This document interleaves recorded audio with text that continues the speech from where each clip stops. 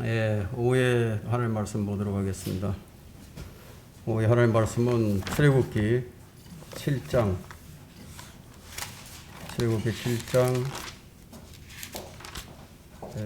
8절로부터 13절까지입니다.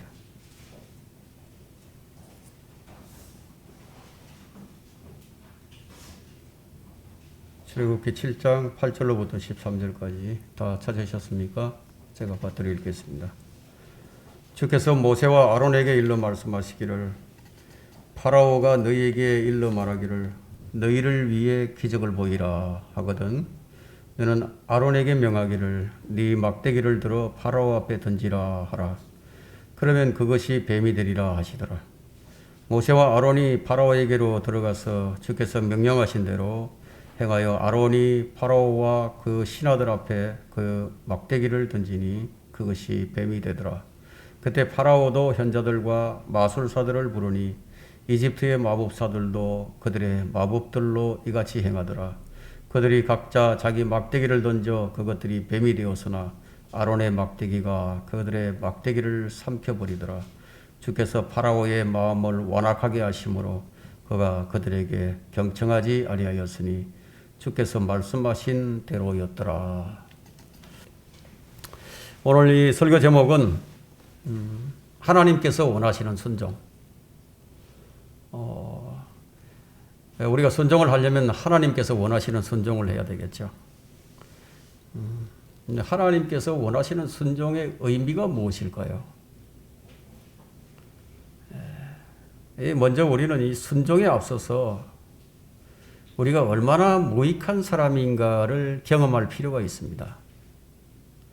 그러면 우리는 하나님께 대한 신뢰가 더욱더 깊어져 가는 것을 느낄 수가 있게 될 것입니다. 그것이 무엇을 의미하느냐 하면 우리의 육신이 그만큼 처리되었다는 것을 의미해 줍니다. 위대한 하나님의 사람들의 전기를 살펴보게 되면 하나님 앞에서 자신의 육신을 처리하기까지 얼마나 많은 시련과 시험을 거쳐야 했는지 우리가 쉽게 확인할 수가 있습니다. 패러독스죠. 역설입니다. 역설의 진리. 패배를 통한 승리, 죽음을 통한 생명, 십자가를 통한 부활과 같은 아주 간단한 성경적 원리들은 이 영적 법칙으로서 우리가 반드시 거쳐야 할 기본 진리예요. 인간의 궁극적인 목표는 무엇이겠습니까? 행복이죠. 행복입니다. 그런 측면에서 성도들이 누리는 행복은 하나님께 순종하면 순종할수록 또 하나님께 자신을 내어드리면 내어드릴수록 하나님 앞에서 자신이 깨어지면 깨어질수록 성도는 또 행복해집니다. 사실 우리 육신의 힘은 언제나 우리 혼에 위협이 되고 있습니다. 주님은 자신을 본받으라고 하셨죠. 예수님은 죽기까지 순종을 하셨어요. 그 순종이 바로 우리의 순종이 되게 해야 합니다. 주께서 원하시는 순종은 이런 특성이 있는데요. 예수 그리스도의 십자가가 나의 십자가가 되고야 하고요. 예수 그리스도께 붙어있던 그 수식어들이 있어요. 거절당하셨죠. 수치를 당하셨죠. 배척을 당하셨죠. 연약함을 당하셨죠. 고난을 당하셨죠. 이런 많은 수식어가 붙어 있는데 바로 그 수식어가 우리에게 붙어 있어야 한다는 거예요. 죄인들을 구원하는 십자가는 죄인들을 먼저 십자가로 죽음으로 이끄는 십자가예요. 죽음으로 이끄는 십자가. 여러분 순종이라고 한다면 누구를 먼저 생각할 수 있겠습니까? 순종, 아브라함이죠. 아브라함의 순종을 우리가 생각할 수 있습니다. 하나님께서 원하시는 순종이요, 바로 자기 생명보다 더 귀중한 독자 이삭을 바치는 순종이었습니다. 주님은 우리에게 바로 이런 순종을 원하고 계십니다.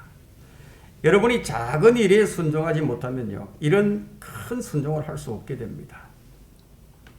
이런 순종의 시험을 받아보신 분이라면 이런 이 순종의 영적 원리를 잘 이해하고 있을 것입니다. 자, 그것이 무엇으로 나타나는가 하면 주님께서 명령하신 것들을 수행하는 것으로 나타나는 거예요. 주님께서 명령하신 것들을. 자, 우리는 오늘은 하나님께서 원하시는 순종이 무엇인지 살펴보고자 하는데요. 모세는 지금 이 파라오와 이제 본격적인 이제 영적 전쟁을 시작을 하게 됩니다. 이 10절은 10절을 보면 모세와 아론이 파라오에게 들어가 주께서 명령하신 대로 행하였어요. 또 20절에도 보시면 모세와 아론이 주께서 명령하신 대로 그렇게 행하여. 자, 10절과 20절은 승리를 마치 한마디로 요약을 해주는데 그것이 뭐냐면 주께서 명령하신 대로 행하여. 바로 이것입니다. 이것이 시작과 마지막이며 이것이 성도의 삶의 전부예요. 주께서 명령하신 대로 행하여. 그런데 모세가 이렇게 되기까지는 많은 시간이 소요되었죠. 그가 가진 것들을 다 버려야 했는데 그가 가진 지식도 버려야 했고 그가 가진 지혜도 버려야 했고 자신의 능력이 아무 쓸모없는 것으로 여겨져야 했으며 자신의 재능도 자신의 재물도 아무것도 아님을 알아야 했습니다. 그런 후에야 모세는 비로소 주께서 명령하신 대로 행할 수 있게 된 것이에요. 자, 이것은 무엇을 의미하느냐면요. 바로 우리 육신을 처리하는 그런 과정을 보여줍니다. 주님께서, 그래서 주님이 받으시는 재물은요. 뭐 그냥 내가 원해서 드린다고 해서 다 받아주시는 것이 아니라 내 육신이 처리된다. 죽음의 십자가를 통과한 것들만 받으신다는 거예요. 자, 이런 점에서 우리가, 이런 점에서 미루어 볼 때 나의 드림이, 자, 나의 섬김이 자, 육신이 처리된 재물이 되어 있는가 하는 거예요. 좀 어려운가요? 어렵진 않죠? 예. 이런 영적인 부분을 헤아리지 못하면 그냥 공연불에 그칩니다.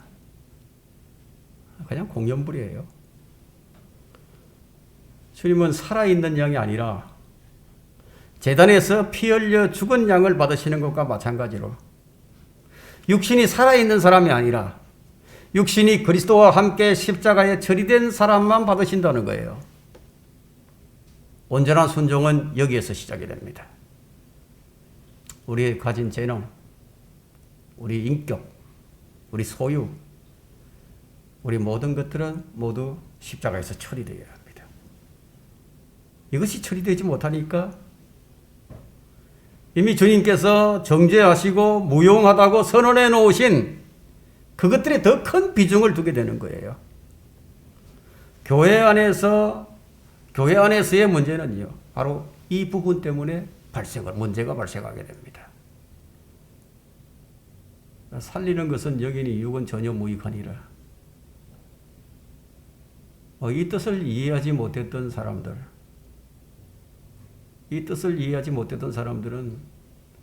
진정으로 주님을 알지 못했었죠. 살리는 것은 영이니 육은 전혀 무익하니라. 이 뜻을 이해하지 못하는 사람들은 사람들의 높은 학문과 지혜를 주님께서 쓰신다고 생각을 하겠지만 그러나 전혀 그렇지가 않습니다. 주님은 이집트에서 배운 모세의 모든 학문과 모든 지혜가 쓸모없어졌을 때 그를 비로소 사용하셨습니다. 만약 설교자들이 이 강단에 서서 하나님께서 사도 바울의 학문과 지혜를 주님께서 들어 쓰셨다고 설교를 한다면 그는 수준 낮은 설교자예요. 왜냐하면 사도 바울이 자신의 학문과 지혜를 어떻게 여겼죠? 그들을 배설물로 여겼습니다. 우리는 우리 자신과 우리 자신이 가진 모든 것들을 처리함으로써 그것들을 다시 사용할 수 있게 된다는 이런 진리를 배워야 하는 거예요. 하나님께서 원하시는 순종은 첫 번째, 모세의 막대기가 의의 병기로 사용됩니다. 8절부터 10절을 다시 보겠습니다. 주께서 모세와 아론에게 일러 말씀하시기를 파라오가 너희에게 일러 말하기를 너희를 위해 기적을 보이라 하거든 너는 아론에게 명하기를 네 막대기를 들어 파라오 앞에 던지라 하라. 그러면 그것이 뱀이 되리라 하시더라. 모세와 아론이 파라오에게로 들어가서 주께서 명령하신 대로 행하여 아론이 파라오와 그 신하들 앞에서 그의 막대기를 던지니 그것이 뱀이 되더라. 이 모세의 막대기는 불의의 병기로 사용되었었는데, 그런데 이 불의의 병기로 사용되었던 이 막대기, 우리의 죽을 몸이 십자가를 통과한 후부터는 우리의 지체가 의의 병기가 되죠.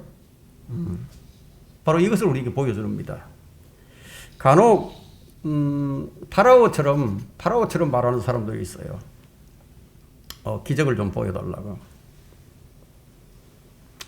내가 기적을 좀 보여주면 내가 하나님을 믿겠다고. 이런 사람들이 있죠. 그렇죠? 그런 말을 하는 사람들은 사실은 하나님을 믿지 않기로 작정한 사람과 마찬가지입니다. 뭐 기적을 보면 믿겠다고 말을 하지만 사실상 뭐 기적을 보게 되면요, 그는 보아도 안 믿을 사람들입니다. 여기서 말하는 믿음은 올바른 믿음을 말하고 있습니다. 오병이어의 기적을 경험한 백성들이 올바른 믿음을 갖지 못했어요. 자, 여기서 나오는 이제 모세의 첫 번째 표적이 나왔죠. 이 모세의 첫 번째 표적이 바로 막대기가 뱀이 되게 하는 표적인데, 그럼 왜 이 표적을 보여주신 것인가 하는 거예요. 왜 이 표적을 보여주셨죠? 이 첫 번째 표적인데, 누가 더 강한가? 누가 더 강하느냐 이거예요. 모세의 신이 강한가? 아니면 파라오의 신이 강한가? 대결입니다. 파라오는 머리에 관을 이렇게 쓰고 있습니다. 그 관에는 이제 뱀의 문양이 이렇게 이제 새겨진 관을 쓰고 있어요. 그런 얘기가 전해지고 있는데요. 뭐 영화에도 보면 뭐 이렇게 그 뱀의 문양이 띠를 이렇게 쓰고 있죠. 그 파라오가 섬기고 있는 그 뱀신이 아무것도 아님을 지금 보여주신 것이라고 할 수 있습니다. 이 표적을 통해서 하나님께서는 무엇을 알게 하셨느냐면요, 하나님께서는 언제든 마귀를 제압하시고 마귀를 자신의 뜻대로 사용할 수 있음을 보여주신 겁니다. 베드로를 밀처럼 피질했던 마귀, 욥을 흔들었던 마귀지만 하나님께서는 그의 혀와 그의 턱을 깨매실 수 있는 분이십니다. 그 욥기 41장을 한번 펼쳐보십시오.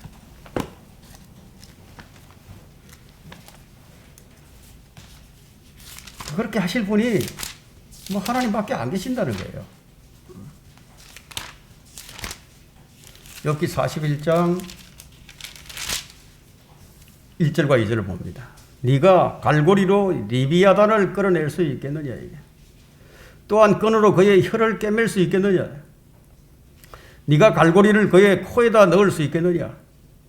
가시로 그의 턱을 깨맬 수 있겠느냐. 하나님께서 이 막대기의 표적으로 바로 이렇게 하실 수 있는 것을 이제 보여주신 겁니다. 전능하신 하나님은 보여주셨죠. 모세와 아론은 주께서 명령하신 대로 행했는데, 이것이 바로 믿음의 순종입니다. 주께 쓰임을 받는 성도들의 삶을 한마디로 요약하자면, 자기 생각이나 자기 고집을 버리고 주의 명령에 순종한 사람들임을 쉽게 우리가 발견할 수가 있습니다. 노아가 바로 그 대표적인 사람입니다. 노아. 창세기 6장 22절에는 노아가 그렇게 행하였으니 하나님께서 그에게 명하신 모든 것을 그대로 행하였더라.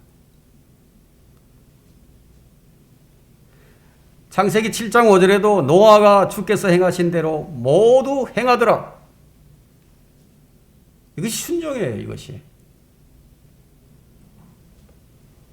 성도에게 다른 무엇이 필요한 게 아니라 주께서 행하신 대로 모두 행하더라. 이것이 필요합니다. 여기에는 내 생각이 필요 없어요. 내 방식도 필요 없어요. 주님의 방식대로예요. 방주를 만드는 일에 노아의 견해가 들어가지 못했습니다. 그래서 방주를 만드는 일이나 바로 앞에서 지팡이를 던지는 일이나 카나 혼인잔치에 빈통에 물을 갖다 붓는 일이나 명령하신 대로 행한 사람들은 무엇을 보았죠? 명령하신 대로 행한 사람은 모두 하나님의 이적과 기적을 맛보고 동참하는 은혜를 누릴 수가 있었습니다. 우리가 여기서 유념해야 될 부분이 뭐냐면요.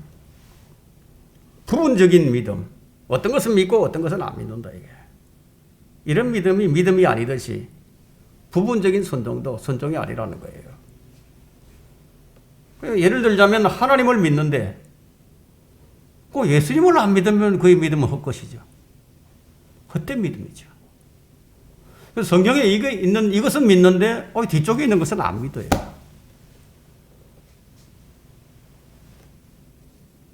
그렇다면 그의 믿음도 역시 헛것이다 이거예요. 예수 그리스도를 믿는데 부활을 안 믿어. 그의 믿음은 헛것이다 이거예요. 말하자면 내 방식이 가미된 순종은 순종이 아니라는 거예요. 남이 하니까, 남들이 하니까 그렇게 따라가는 것도 그 믿음도 아니고 순종도 아닙니다. 이런 말을 하는 사람들이 있어요. 구원받지도 못하고 교회 다니는 사람들인데 나는 믿음은 없지만 그래도 내 아내가 잘 믿으니까 내 안에 치맛자락이나 자 붙들고 있으면 나도 나중에 천국 가지 않겠느냐고. 이런 사람은 자기 믿음이 없는 다른 사람의 믿음을 가지고 자기가 사는 거예요. 그걸 가지고 믿는다고 믿는 거예요. 그런 사람의 마지막은 어디일 것 같습니까? 지옥이 그의 마지막이죠. 출애굽 40년의 여정에서 모세가 한 가장 큰 실수는 바로 하나님께서 명령하신 것에 뭔가 추가시키는 일이었습니다. 뭔가 더하는 일이었다 이거예요. 그것이 자기 지식이든 자기 감정이든 어쨌든 간에 뭔가 하나를 더해버렸다 이거예요. 민수기 20장 8절과 11절을 비교를 해보면 압니다. 민수기 20장을 한번 펼쳐보십시오.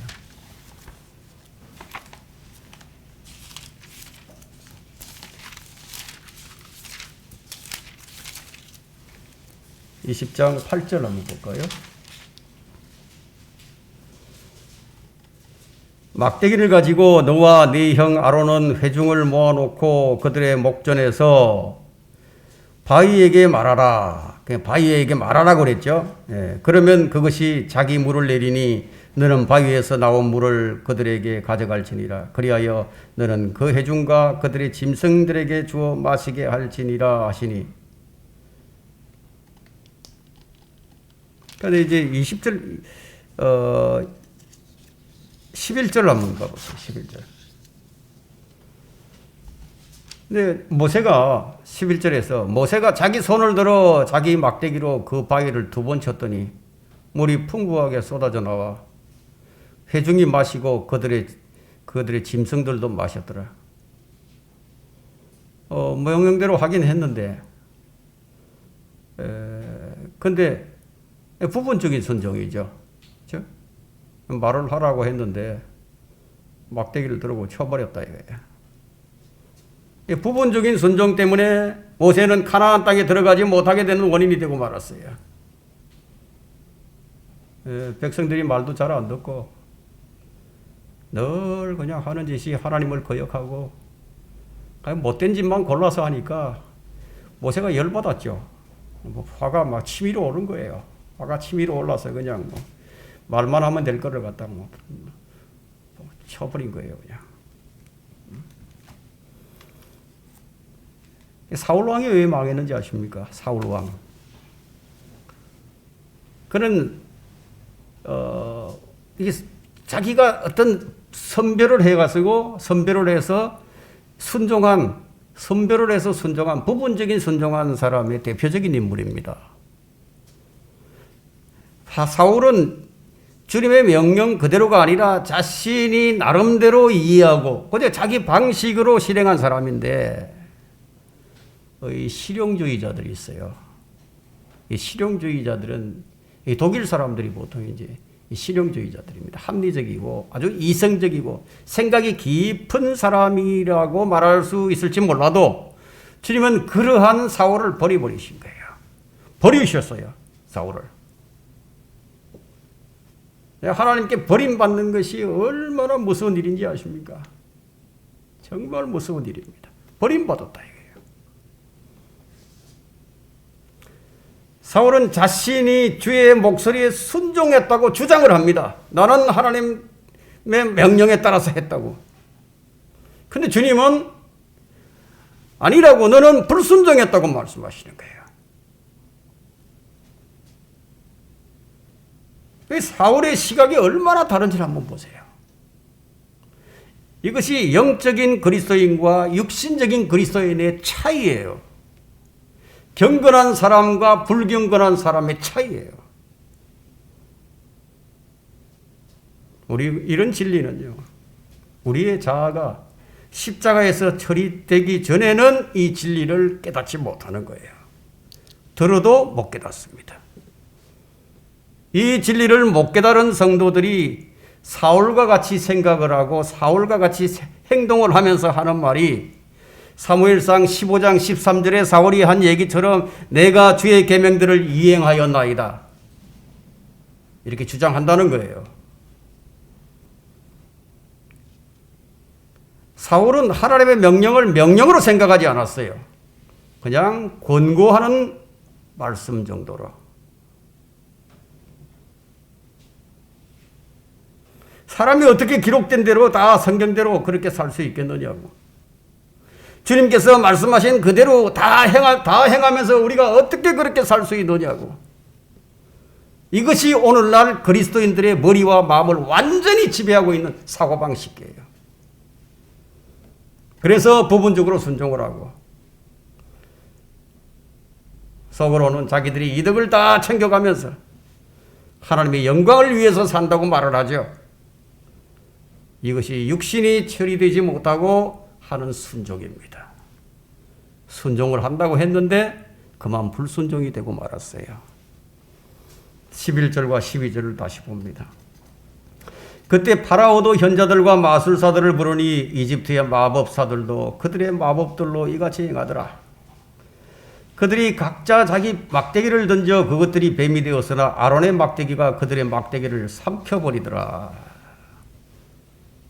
이 마법사들이 누군가 하면 디모데후서 3장 8절에서 우리가 이제 확인할 수가 있는데요. 이들이 바로 이 마법사들이 얀네와 얀브레예요. 하나님의 이제 이 어떤 이적은요, 항상 하나님의 완전하신 말씀과 함께 증거됩니다. 반면에 이 마귀의 표적은 사람을 속이기 위한 것이에요. 그러나 우리가 마귀가 그렇다 하더라도 이 마귀의 능력을 과소평가해서는 안 됩니다. 마귀는 하늘에서 불을 내릴 수도 있고요, 큰 이적과 표적들을 행할 수도 있고 병을 고칠 수도 있어요. 마귀는 예수님 앞에서도 자신의 능력을 한번 보여준 사람이에요. 보여준 그 마귀입니다. 누가복음 4장 5절에는 또 마귀가 주를 높은 산으로 데리고 가서 잠깐 동안 세상의 모든 나라들을 보여주더라. 그는 순식간에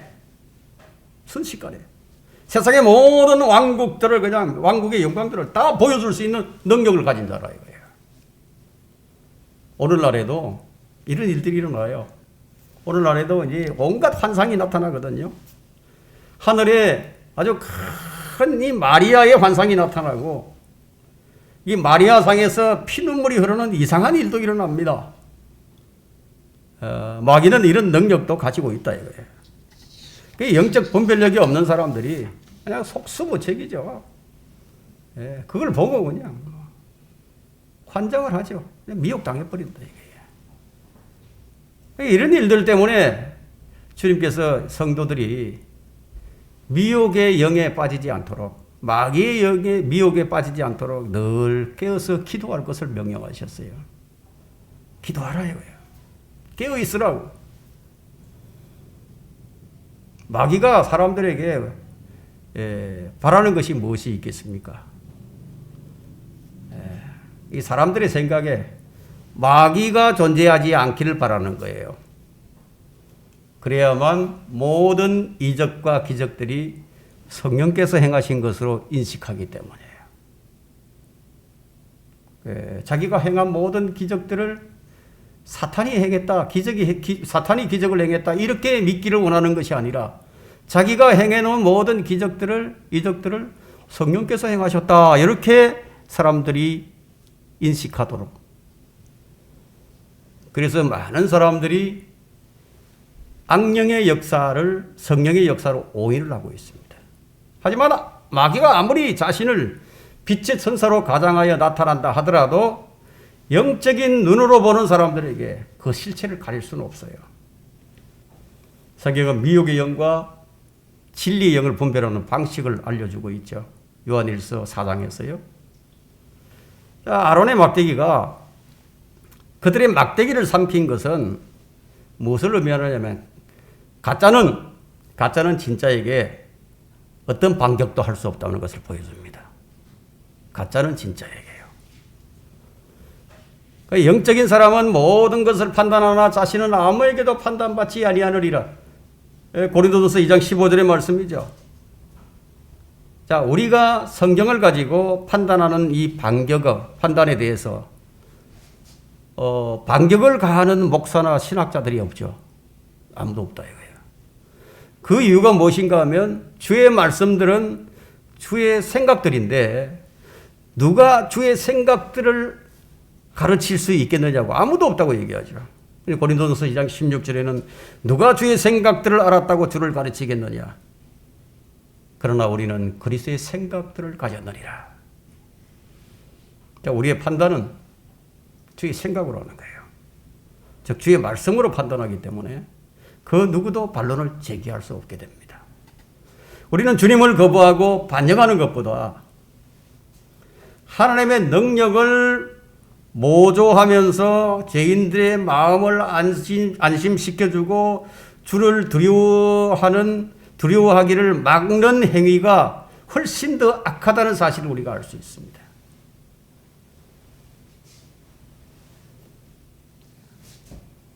이 복음을 계속해서 거부하는 사람들이 있거든요. 계속해서 복음을 전하는데도 계속 거부하는 사람들이 있습니다. 자, 이런 사람들에게는 하나님께서 강력한 미혹을 보내시게 되는데 파라오 역시 바로 이런 경우에 해당되는 사람이에요. 그래서 데살로니가후서 2장 11절과 12절에는 이로 인하여 하나님께서 그들에게 강력한 미혹을 보내시어 거짓말을 믿게 하심은 진리를 믿지 않고 불의를 좋아하는 모든 자로 심판을 받게 하려 하십니다. 심판을 받게 하시려고. 오늘날에도 이 파라오의 마법사들처럼 이적과 기적을 행하는 자들이 속임수고예요. 그 빠진 교인들이 너무너무 많아요. 유튜브에 나오는 이 목사들 보세요. 가지고 조회수가 몇십만이 되고 이러고 보면, 근데 설교를 들어보면 반은 은사주의자예요. 반은 은사주의자.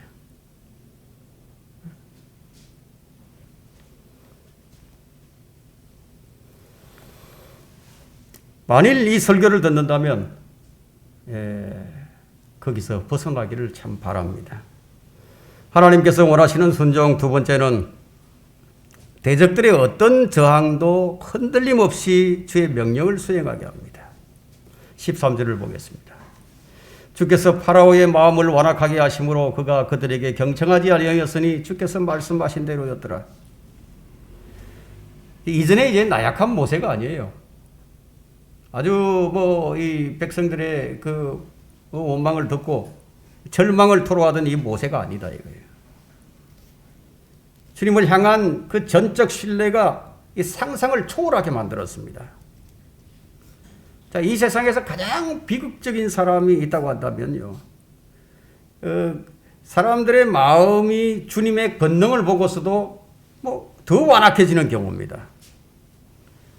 사람들이 이제 보면 뭐 극심한 고통을 당하는 경우가 있는데, 근데 그런 극심한 고통을 당하게 되면은 회개할 것 같은데, 돌이킬 것 같은데 그렇지가 않은 거예요.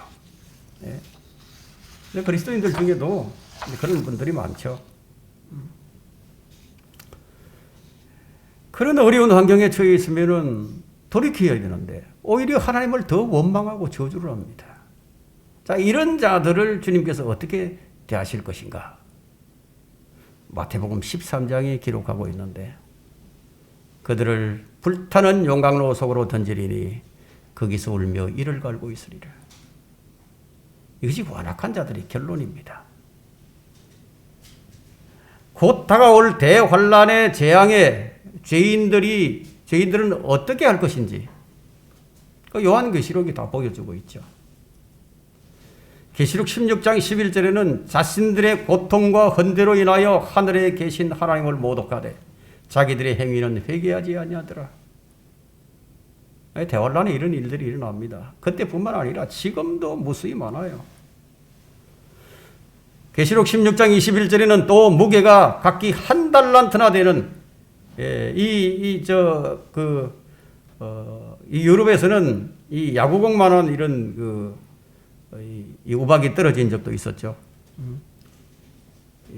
이 볼링 공만큼이나 큰 이 무게가 한 달란트나 되는 이런 큰 우박이 하늘로부터 사람들 위에 떨어졌는데, 사람들은 그 우박의 재앙 때문에 하나님을 모독하니 이는 그 재앙이 심히 크기 때문이더라. 못 깨닫는 거예요, 사람들이. 깨닫지를 못해요. 우리 생각에는 아주 극심한 재앙으로 고통이 심해지게 되면은 하나님을 찾고 하나님께 다가설 것 같은데 그렇지가 않다는 거예요. 다가서는 것이 아니라 오히려 더 원망을 합니다. 더 모독을 합니다. 몸이 상하고 몸이 아프고 재앙으로 망할 때 사람의 마음은요, 더욱더 완악해집니다. 병상에서 죽음을 기다리고 있으면서도요, 하나님을 모독합니다. 마음의 완악함은 치유할 수 없는 병이에요. 그러니까 이런 말씀들을 왜 기록해 주셨을까요? 그들을 닮지 말라고요. 두려워하라고요. 배우라는 거예요. 파라오가 자신의 마음을 완악하게 함으로써 하나님의 진노를 쌓아 올리는 거예요. 차곡차곡. 로마서 2장 5절에는 다만 너의 완고함과 회개하지 아니하는 마음을 따라 진노의 날과 하나님의 의로운 심판이 계시될 그날에 이 말 진노를 쌓을 뿐이로다. 사람들은 진노를 쌓아가는 사람이 있고 어떤 사람들은 복을 쌓아가는 사람도 있다 이거예요.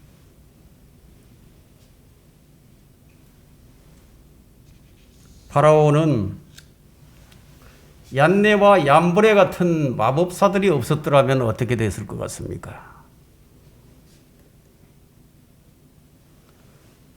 얀네와 같은 마법사, 얀브레 같은 마법사가 없었더라면 혹시 모르죠. 그렇게 더 완악해지지 않았었을 겁니다. 그런 자들이 있으니까 그들도 기적을 행하니까 그들로 인해서 더 완악해져 버린 거예요. 그래서 곁에 누구를 두고 있느냐는 거예요. 내 곁에 누구를 두고 있느냐, 누구와 교제를 하고 있느냐에 따라서 이 마음의 정도가 달라지는 법입니다. 요셉을 곁에 두었던 파라오와 얀네와 얀브레를 곁에 두었던 이 파라오의 차이는 어마어마하게 다르다 이거예요. 다니엘을 곁에 두었던 느부갓네살이나 다리오를 한번 생각해 보세요. 이 파라오하고는 다르다 이거예요. 우리가 누구와 교제하느냐, 누구와 날마다 대화하는가에 따라서 우리의 마음도 크게 영향을 받을 수밖에 없죠. 여러분들이 주님과 깊은 교제를 하고 있다면 여러분은 누구의 영향을 받겠습니까? 주님의 영향을 받게 되죠. 성도의 교제 참 중요합니다.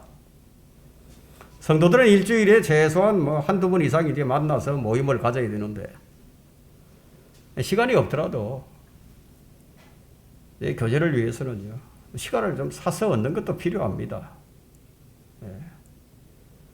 지금 이 세상의 그 죄악의 조류는요, 그만큼 크기 때문이에요. 우리가 일주일 동안 세상에 나가서 불신자들하고 부딪히며 살잖아요. 그렇게 부딪히면서 살고 있는데 그나마 예배 모임마저 빠져버린다면 어떻게 되겠습니까? 장담할 수 있겠어요? 나를 지킬 수 있다고? 죄의 속임수를 이기는 일이 그렇게 쉽지가 않아요. 쉴 사이 없이 다가오는 거예요. 파도가 몰려오는 것처럼. 쉬지 않고 온다 이거야.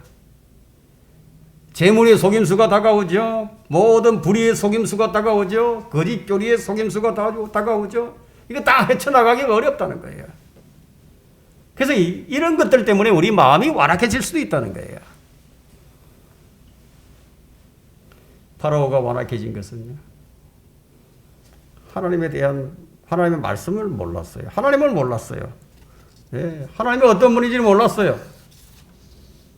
그냥 불신자였다 이거예요. 불신이라는 것은 아무리 성품이 좋은 사람이라 할지라도 그 마음을 완악하게 만들어버립니다. 히브리서 기자는 이렇게 권면을 하죠. 너희 마음을 완악하게 하지 말라. 너희 마음을 완악하게 하지 말라. 설교를 귀로 듣고도 왜 마음에 받아들이지 못하는가? 왜 마음에 받아들이지 않는가? 왜 점점 교회가 멀어지고 성경이 읽히지지 아니하고 기도가 건너뛰게 되고 왜 복음 전하기가 싫어져 버리는 거야? 왜 어리석은 생각에 나를 자꾸 사로잡고 앞날에 대한 미래에 대한 걱정을 하게 되는 것인가? 그 마음을 완악하게 하지 말라. 예배 시간이 멀게 느껴지기 시작하면요, 그 영적인 적신호가 켜졌습니다. 교회 가는 것이 피곤하고요, 힘들어졌다고, 또 귀찮아졌다는 생각이 들게 되면요, 이미 마음은 완악해진 상태입니다. 성경 공부는 뭐 빠져도 괜찮다고 생각을 가지게 되면요, 이미 파라오의 마음과 동일한 상태라고 할 수도 있습니다. 이런 성도들에게 요구되는 것이 무엇입니까? 영적 회복이죠. 영적 회복이에요. 예레미야 4장 3절에는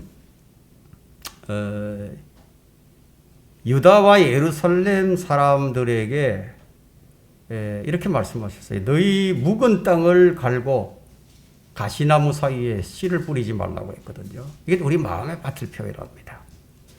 묵은 땅을 갈라. 묵은 땅을 갈아라. 라는 말씀은 마음을 새롭게 하라는 얘기죠. 아니, 가시나무나 뭐 돌밭이나 길가와 같은 밭에 씨를 아무리 뿌려봐야 소용없다는 얘기예요. 그런 마음으로 주님의 말씀을 들어봐야 아무 소용없다는 얘기예요. 옥토밭이 한 번 옥토밭이 되었다고 해서 영원히 옥토밭으로 있는 거 아니에요.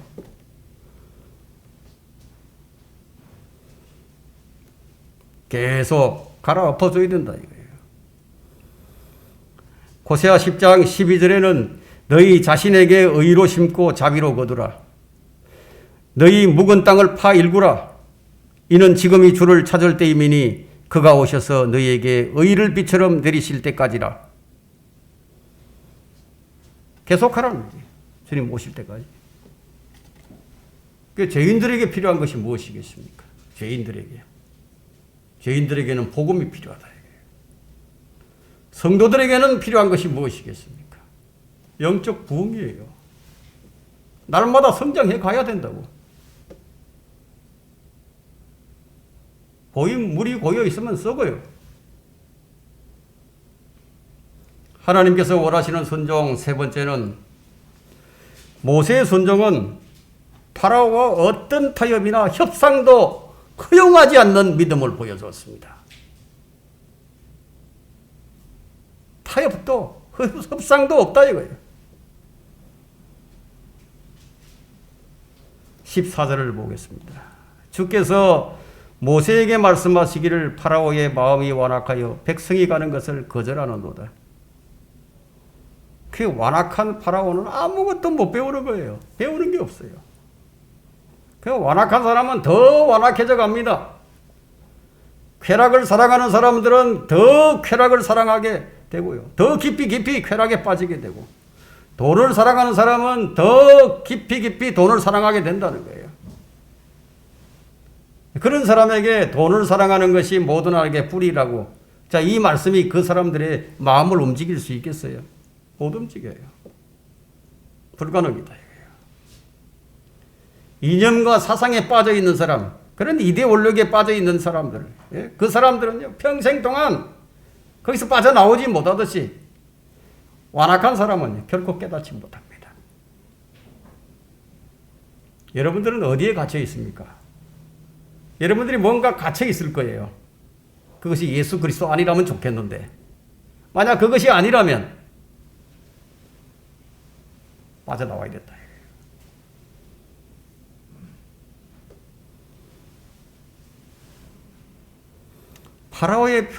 파라오는 표적을 보고도 아무것도 깨닫지 못합니다.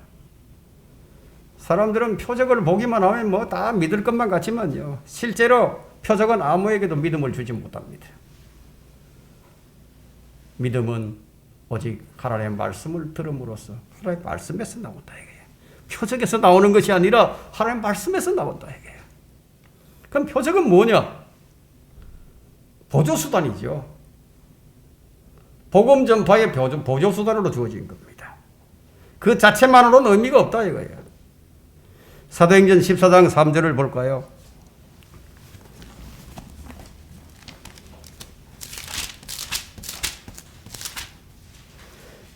그 후 그들은 오랜 기간을 머물며 주 안에서 담대하게 말하니 주께서는 자신의 은혜의 말씀을 전거하시고 또한 표적들과 이적들을 주셔서 그의 손으로 행하게 하시더라.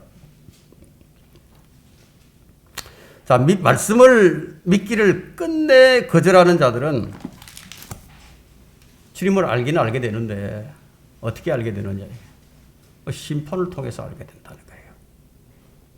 복음을 끝까지 거절하면 어쩔 수가 없다 이거예요.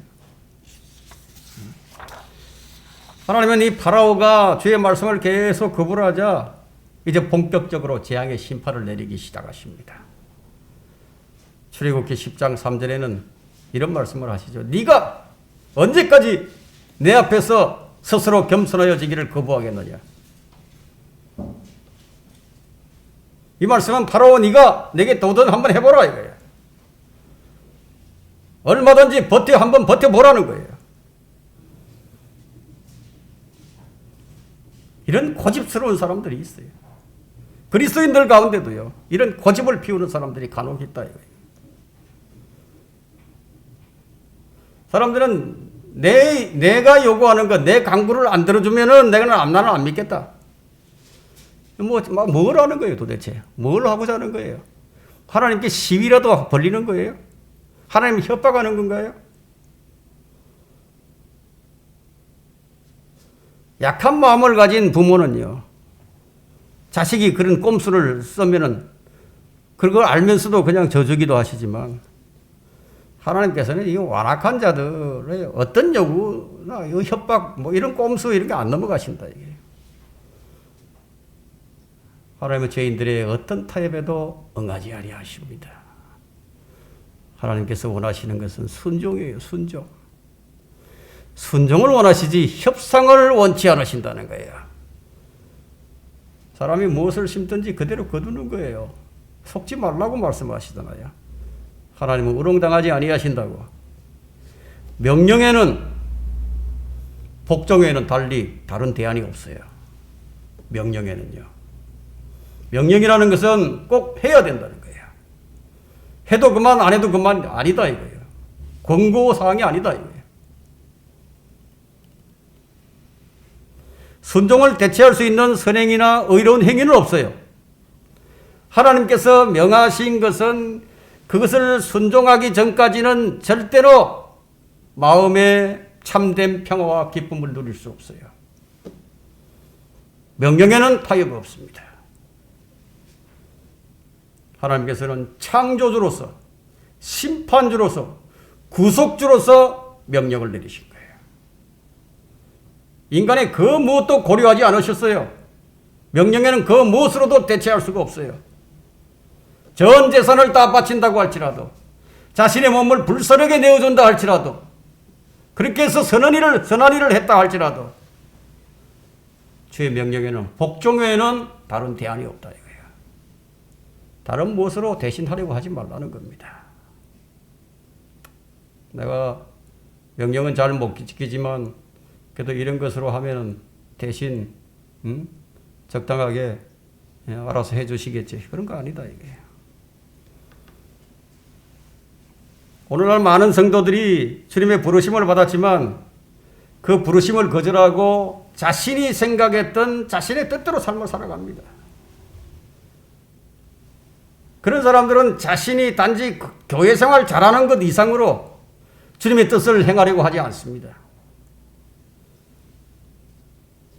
주의 뜻을 행한다고 말은 그렇게 하지만 실생활을 가만히 들여다보면은 그것이 주님의 내 삶의 주님의 목적, 주님은 들여다보면 주님은 내 삶의 목적과 중심이 아니라 뭐 어디 저 멀리 그냥 언저리에 머물러 있거나 주님이 내 삶의 목적과 중심이 되어야 되는데 그게 아니라 이거예요. 주님이 저 멀리 가 계셔.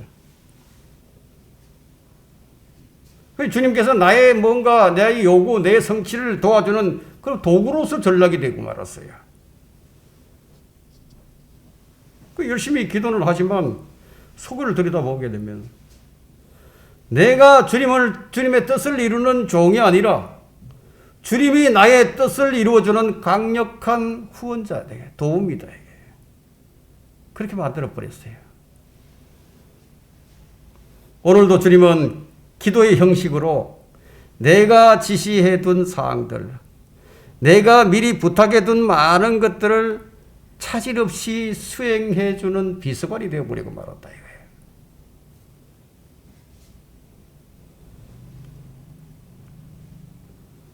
나는 주님을 주라고 부르면서 혹시 주님은 나의 종이 되어 있지 않은가?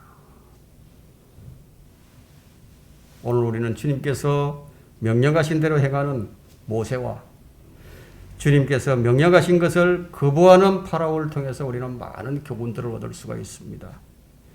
우리는 주님을 어디에 둬야 되느냐? 최우선을 둬야 된다. 주님이 최우선이에요. 주님의 위치와 지위에 두는 법을 우리가 배워야 하는 거예요. 지금까지 내가 주님을 나의 최우선에 두지 못했다면 이제부터 그렇게 하는 거예요. 주님은 모든 일에 있어서 온전한 순종을 요구하십니다. 이게 누가 대신해 줄 수 있는 것이 아닙니다. 오늘날 많은 그리스도인들이 성경을 공부한다고 하면서요, 자기 사랑, 자기 연민, 자기 추구, 자기 신뢰, 자기의, 자기 발전, 자기 방어, 자기 만족, 모두 자기 중심이 되어 있다 이거예요. 이것은 건전한 종교심과 육신의 열성을 자극할 수는 있지만 결코 주님을 기쁘시게 해드릴 수 없는 행위입니다. 주님은 이 시간에 우리 안에 계신 성령을 통해서요, 우리의 육신을 온전히 십자가에 못 박고 자아를 처리한 순종을 요구하고 계십니다. 주님은 무엇이든지 주님의 명령대로 순종하기를 바라시는 거예요. 그러려면 참된 십자가의 참된 의미를 깨달아야죠. 예? 그분 앞에 자신을 기꺼이 내어놓기를 거부하는 성도들은 그냥 뭐 종교적인 만족과 자기 열심을 그냥 헌신이라고 생각하면서 그렇게 살아갔다 이거예요. 왜냐하면 그게 편하니까. 골치 아프게 더 생각하고 싶지 않다 이거예요. 지금이 편하고 좋으니까. 자기를 부인하고 자기 십자가를 지고 주님을 따라가는 것이 뭐 그렇게 쉬운 일인가요? 하니까 그냥 적당히 타협해버린다 이거예요. 합리화시키면서. 십자가를 안 져도 되고, 순교 안 해도 되고. 여러분 보세요. 누가 십자가에 매달리는 걸 좋아하고 누가 교수대에 처형되는 걸 좋아하고 누가 전기 의자에 앉아서 고문을 당하는 것을 좋아하는 사람이 누가 있겠어요? 그런 사람이 없듯이 십자가를 좋아하는 사람이 있겠어요? 없죠?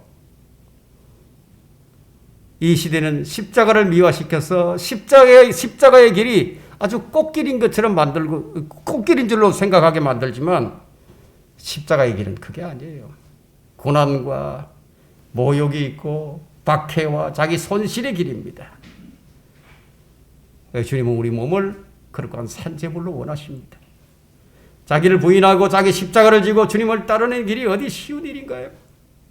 다만 드린 후에는 얻어지는 열매를 통해서 기쁨을 얻겠지만 드리기 전에는 고뇌와 번민으로 가득 차기 마련입니다. 드린 후에는 간정이 있겠지만 드리기 전에는 어떻게 되느냐? 죽으면 죽으리라는 비장한 결심이 있어야죠. 벼랑 끝에라도 서겠다는 그런 단호한 의지가 필요한 법이죠. 적당히 믿어서 되는 게 아니다 이거예요. 우리 순종이 주님을 기쁘게도 슬프게도 그분을 침묵하게도 그분을 분노하게도 할 수 있다는 거예요. 특히 내 안에 거하시는 성령님을 건심시킬 수 있고 그분을 슬프게 할 수도 있고 소멸시킬 수도 있다는 거예요. 우리의 순종이 믿음에 의한 순종이 아니라면 우리는 어떤 영적 승리의 맛도 볼 수가 없게 됩니다.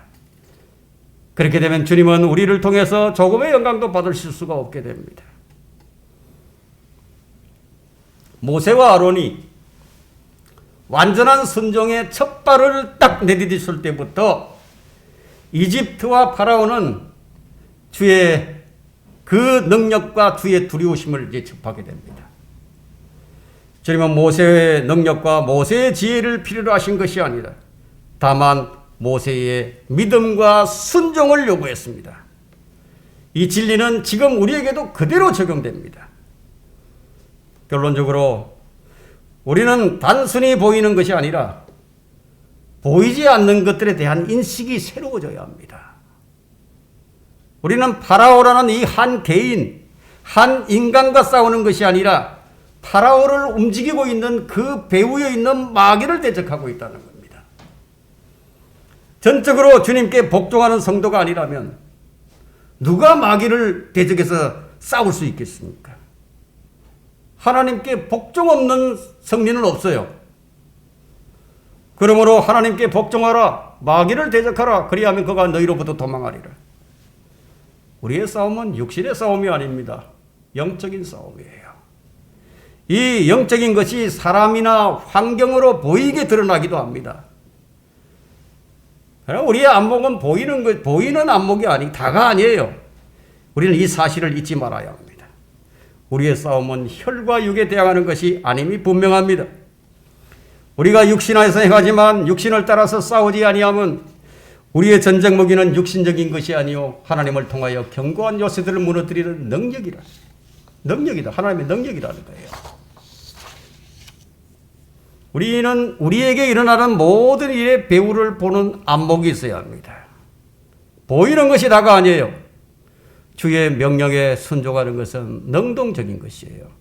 수동적인 것이 아닙니다. 주의 명령에 대한 순종은 가장 강력한 능동적인 활동을 가능케 만들어줍니다. 명령에 대한 순종이 바로 주님을 사랑하는 것이에요. 성경이 정의하는 사랑은 바로 이것입니다. 사랑은 이것이니 우리가 그의 계명들대로 행하는 것이라. 그의 계명은 이것이니 너희가 처음부터 들은 바와 같이 너희가 그 사랑 안에서 행해야 한다는 것이니라. 이것이 바로 순종이에요. 하나님께서 의미하는 순종이 무엇인지 여러분 마음에 깊이 새기시고 여러분의 생활을 통해서 순종하는 삶이 되시기를 바랍니다.